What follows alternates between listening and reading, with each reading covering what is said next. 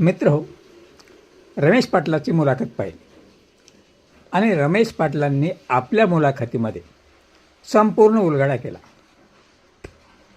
की जरांगे पाटलावर विरोधात टीका का होते आणि जरांगे पाटलाच्या जवळचेच काही लोक जरांगे पाटलाच्या विरुद्ध का बोलतात, याचा सविस्तर उलगडा व्हिडिओ कॉल रेकॉर्डर ज्यांची ख्याती आहे ते कुठलाही आमदार, मंत्री, खासदार प्रत्येकाला डायरेक्ट कॉल रेकॉर्डिंग करून बोलतात आणि जाब विचारतात त्या रमेश पाटलांची.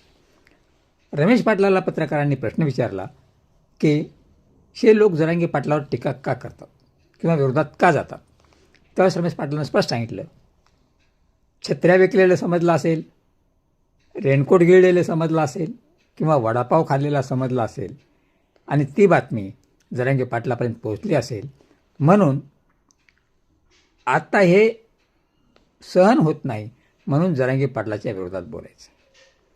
त्यावेळी रमेश पाटलांनी एक उत्तर दिलं, फार मार्मिक उत्तर होतं.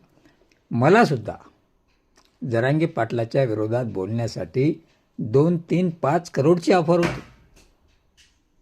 तर त्यावेळी त्यांनी हाच प्रश्न पाटलांना केला की दादा, मला तुमच्या विरोधात बोलण्यासाठी, तुमच्यावर टीका करण्यासाठी अशी ऑफर येत आहे. त्यावेळेस पाटलांनी उत्तर दिलं, जर तुम्हाला 2, 3, 5 कोटीची ऑफर येते तर मला किती हजार कोटी दिले असते. त्यावेळेस रमेश पाटलांनी सांगितलं, मी ती ऑफर नाकारली. मला आज कुठल्याही पक्षात घेतील, पद देतील, प्रतिष्ठा देतील, आमदार, खासदार कुठलंही काहीही करतील, पण मला ते करायचं नाही आहे. आणि जे कोणी आज म्हणतात की 3री पास, 4थी नापास जरांगे पाटील MPSCच्या पोराचं नेतृत्व करायला गेले, अरे एक लक्षात ठेवा, इथे विद्वत्तेचा प्रश्न नाही आहे. इथं आपल्या अनुभवाचा, आपल्या विचारसरणीचा काय फरक पडतो हा प्रश्न महत्त्वाचा आहे.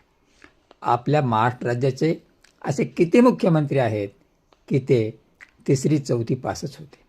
याचं उदाहरण रमेश पाटलांनी दिलं आणि ते तंतोतंत खरं आहे.